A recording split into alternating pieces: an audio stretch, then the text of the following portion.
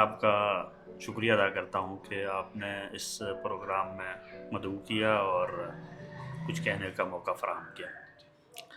تو دوسری بات یہ ہے کہ ماشاءاللہ آپ کی یہ کاوش اس لحاظ سے اچھی ہے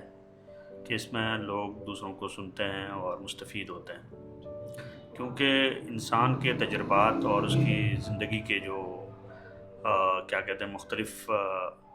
اوقات میں وہ جو کچھ سیکھتا ہے وہ دوسروں تک پہنچانا یہ بہت ضروری ہے،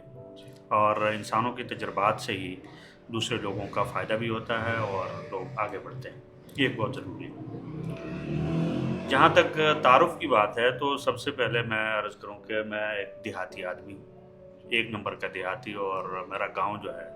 وادی نیلم کا آخری حصے میں واقع ہے اور بہت دور دراز گاؤں ہے، لیکن ہے بہت خوبصورت۔ تو آزاد کشمیر سے تعلق ہے۔ پھر اس کے بعد تعلیم کے سلسلے میں کچھ عرصہ میں نے اپنے گاؤں میں گزارا، پھر اس کے بعد ایبٹ آباد میں پڑھا، پھر اس کے بعد کراچی گیا، پھر اس کے بعد اسلام آباد آ گیا، اور یہاں پر 2-3 یونیورسٹیوں سے جو ہے قصبے فیض کرنے کی جو ہے کوشش کی۔ اس کے بعد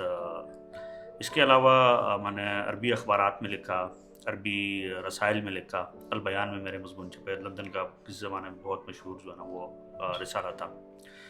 اور ایلاف لندن سے ایک عربی اخبار تھا، اس کے لیے میں نے 5 سال یہاں پاکستان سے اس کی نمائندگی کی، جس کے لیے بہت سے لوگوں سے انٹرویو کیے،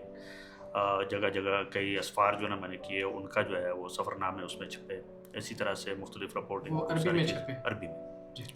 تو وہ سارا کام جو ہے وہ آپ نیٹ پر موجود ہے، اور وہاں سے عبدالخالق ہمدرد بن اسلام آباد کے نام سے جو اگر آپ تلاش کرنا چاہیں کچھ چیزیں آپ کو ملیں۔